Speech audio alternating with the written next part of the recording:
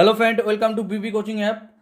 তো আমাদের ইংলিশে যে ক্লাসটা চলছিল, আজকের প্রোনাউন সম্পর্কে আমি নিয়ে এসেছি।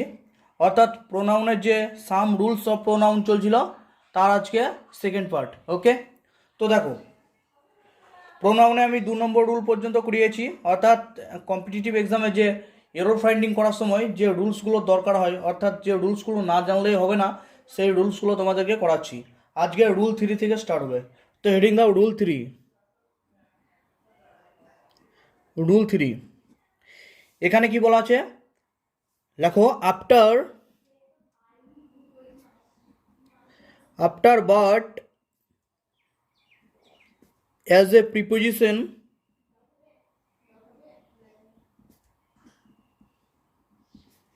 pronoun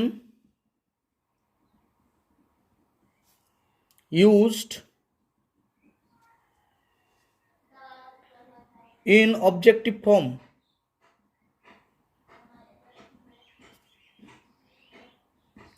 অর্থাৎ যদি কোনো সেন্টেন্সে বা কোনো বাক্যে যদি বাট প্রিপোজিশন না থাকে, তাহলে বাটের পরে প্রোনাউন যদি বসে, প্রোনাউন অবজেক্টিভ ফর্ম নিয়েই বসবে। অর্থাৎ প্রোনাউনে অবজেক্টিভ ফর্ম বসবে। ওকে, তাহলে বাটের পর কি বসবে? প্রোনাউনের অবজেক্টিভ ফর্ম। এক্সাম্পল কী হবে? যেমন এক্সাম্পল কী হবে দেখো, এক্সাম্পল আমি দিতে পারি, নান, লেখা হচ্ছে না পেনটাতে, দাঁড়াও এক সেকেন্ড, নান বাট হিম। ওকে, তাহলে এখানে দেখো এই সেন্টেন্সে নান বাট হিম আছে, অর্থাৎ বাটের পরে যে একটা প্রোনাউন বসেছে, দেখতে পাচ্ছ এখানে হিম একটা প্রোনাউন, তো এটা হি এর অবজেক্টিভ ফর্ম। অর্থাৎ এখানে যদি লিখতাম নান বাট হি, তাহলে ঠিক হতো? ঠিক হতো না, কেননা বাটের পর সর্বদা কি হবে? প্রোনাউনে অবজেক্টিভ ফর্ম হবে। তাহলে হি অবজেক্টিভ ফর্ম না হিম অবজেক্টিভ ফর্ম? এখানে হিমটা হচ্ছে অবজেক্টিভ ফর্ম, হিটা হচ্ছে সাবজেক্টিভ ফর্ম, তাহলে এটা হবে না। আশা করছি বুঝতে পেরেছো। তো নেক্সট রুলে যাওয়া যাক, চলো। রুল 4, হেডিং দাও রুল 4। রুল 4 এটা কি লেখো, if a sentence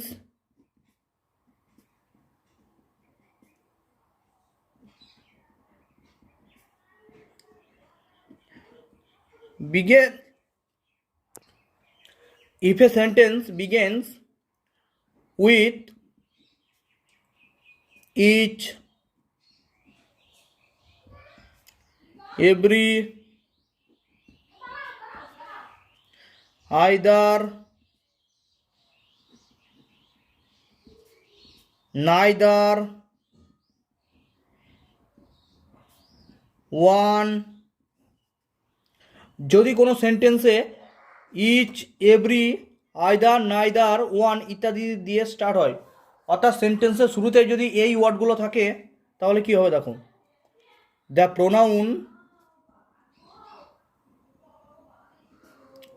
of the sentence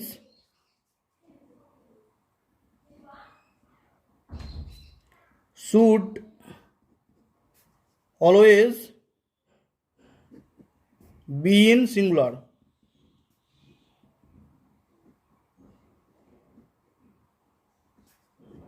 okay, তাহলে কোনো সেন্টেন্সে যদি each, every, either, neither, one ইত্যাদি ওয়ার্ডগুলো দিয়ে স্টার্ট হয়, তাহলে তাহলে কি হবে? ওই সেন্টেন্সের যে ভার্ব নেবে, ভার্বটা সিঙ্গুলার হবে। ওকে, দেখো এক্সাম্পল কি হবে, বা ওই সেন্টেন্সের যে অ্যান্টিসিডেন্ট হবে সেটা সিঙ্গুলার হবে। এক্সাম্পল দেখো, each of the boys has done, এখানে কি হবে? হিজ, এখানে হিজ হবে। ওকে, নট দেয়ার, অর্থাৎ এখানে এখানে কি হবে? সিঙ্গুলার একটা প্রোনাউন বসবে, এখানে যে প্রোনাউনটা বসবে সেটা হচ্ছে সিঙ্গুলার। এখানে ইচ যেহেতু আছে সেহেতু একটি সিঙ্গুলার প্রোনাউন হবে। এখানে কি হবে না? দেয়ার হবে না, বা দেম হবে না, এগুলো সব হবে না। একটা সিঙ্গুলার প্রোনাউন এখানে ইউজ হয়েছে, দেখছো তো? তো এর ভিত্তিতে যে প্রোনাউনটা ইউজ হবে সেটা হবে সিঙ্গুলার। Duty properly.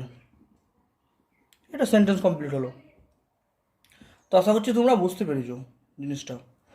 অর্থাৎ each, either, neither, one, every যাই থাকুক না কেন এখানে এখানে কি হবে, ওই বেসিসে সিঙ্গুলার একটি প্রোনাউন হবে। তা আশা করছি বুঝতে পেরেছো। এবার হবে রুল 5। রুল 5 দেখো, আগে রুলটা লিখে দিচ্ছি তারপর বোঝাচ্ছি। দেখো, দি ইনডিফাইনাইট প্রোনাউন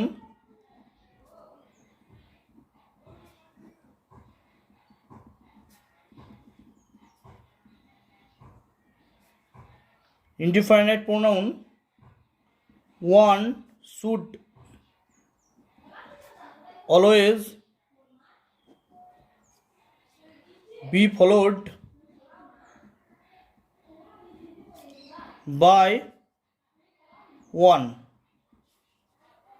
বা once and never by he, দেখতে পাচ্ছ না, he, his, she, her। ওকে, এর মানে কি বোঝেছে, যদি কোনো সেন্টেন্সের শুরুতে ওয়ান থাকে, ওকে, ওয়ান থাকে তাহলে যে অ্যান্টিসিডেন্ট নেবে সেটা কি নেবে, যদি সেন্টেন্সের শুরুতে ওয়ান থাকে তাহলে যে অ্যান্টিসিডেন্ট নেবে সেটা ওয়ানই নেবে বা ওয়ান্স নেবে। কখনোই ওয়ান হি নেবে না, হিজ নেবে না, সি নেবে না, হার নেবে না, এগুলো নেবে না। দেখাচ্ছি, দেখো এক্সাম্পল কি হবে। দেখো এক্সাম্পল, দেখো, if one wants to succeed, one must give one's best। ওকে, তো দেখো এখানে ওয়ান কি কি ফলো করেছে, ওয়ান ফলো করেছে ওয়ান, এবং ওয়ান ফলো করেছে কি ওয়ান্স। ওকে, তোমাকে এইগুলো লক্ষ্য রাখতে হবে। এখানে কি হবে না, এখানে হি বা হিজ বা সি বা হার হবে না, এখানেও সে একইভাবে এগুলো হবে না। তাহলে ওয়ান কি ফলো করে, ওয়ান ফলো করে বা ওয়ান্স ফলো করে, এই দুটো তোমাকে মনে রাখতে হবে। তাহলে ওয়ান কি ফলো করে, ওয়ান ফলো করে কি কি, এক ওয়ান হবে বা ওয়ান্স হবে, তুমি মনে রাখবে, অ্যান্টিসিডেন্ট হিসাবে এইগুলো ফলো করবে। ওকে, তো রুল 5 পর্যন্ত হলো। এবার হেডিং দাও রুল 6। তো হেডিং দাও রুল 6। রুল 6টা লিখে নাও, তারপর বুঝিয়ে দিচ্ছি। দেখো, রেসিপ্রোকাল প্রোনাউন্স যেমন each other is used for two person and one another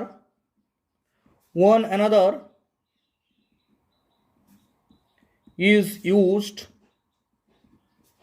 for more than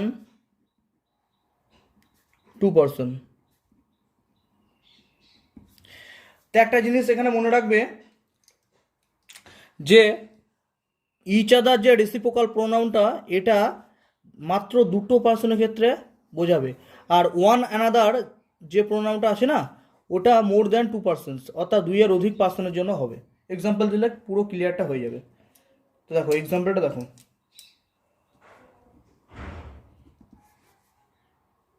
the two boys like each other। এখানে দুটো ছেলে তারা পরস্পরকে লাইক করে। ওকে, তো এখানে দুটো বয়েজ যেহেতু বলেছে সেহেতু এখানে ওয়ান অ্যানাদার না বসিয়ে আমরা কি লিখলাম, ইচ আদার। এখানে যদি লিখতাম the two boys like one another, তাহলে কোনটা ভুল আর কোনটা ঠিক? যেহেতু ইচ আদারের ক্ষেত্রে দুটো পার্সেন্স এবং ওয়ান অ্যানাদারের পক্ষে মোর দ্যান টু পার্সেন্স, তাহলে এখানে দুটো বয়েজ, এখানেও দুটো বয়েজ, তাহলে কি লিখবো? ইচ আদার, ইচ আদারটা হবে, ওয়ান অ্যানাদারটা হবে না। ওকে, আশা করছি। এখানে যদি বলতো, যেমন দেখো, দ্যাট থ্রি বয়েজ লাইক, এখানে কিন্তু ইচ আদার হবে না, এখানে কি হবে? One another. ওকে, তাহলে আশা করছি তোমরা বুঝতে পেরেছো ব্যাপারগুলো।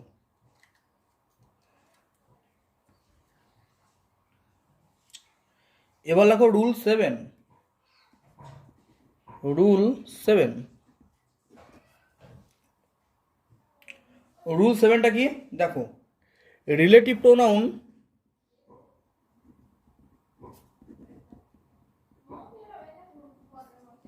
যেমন who and hmm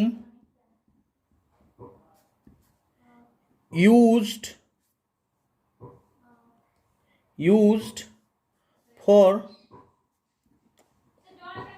persons only, which is used for things and small animal। এখানে কি বলেছে? এখানে বলেছে রিলেটিভ প্রোনাউন যেমন হু, হুম, এগুলো কেবলমাত্র পার্সনের জন্য, এবং হুইচটা কার জন্য? থিংস, অর্থাৎ কোনো বস্তুর ক্ষেত্রে, বা স্মল অ্যানিমালস, ছোট্ট প্রাণীর ক্ষেত্রে। ওকে, তাহলে হু আর হুম কার ক্ষেত্রে? পার্সনের ক্ষেত্রে। হুইচটা থিংস বা স্মল অ্যানিমালের জন্য। তা আশা করছি বুঝতে পেরেছো তোমরা। ওকে, এবার লিখতে পারো যে হু, হুম, এটা কার জন্য? পার্সনের জন্য। আর হুইচ, এটা কার জন্য?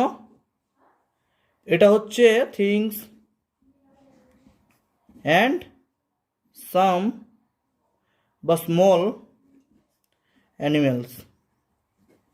ওকে, তা আশা করছি তোমরা বুঝতে পেরেছো।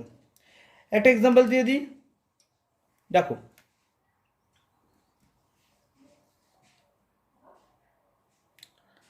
আচ্ছা, আর একটা আছে রিলেটিভ প্রোনাউন, সেটা হচ্ছে দ্যাট। দ্যাটটা কার ক্ষেত্রে হবে? দ্যাটটা হবে can be used with all of them. দ্যাটটা সকলের জন্য ব্যবহার করা হয়। তাহলে হু আর হুমটা হচ্ছে পার্সন, এবং হুইচটা হচ্ছে থিংস এবং স্মল অ্যানিমেলস, আর দ্যাটটা কি? সকলের জন্য।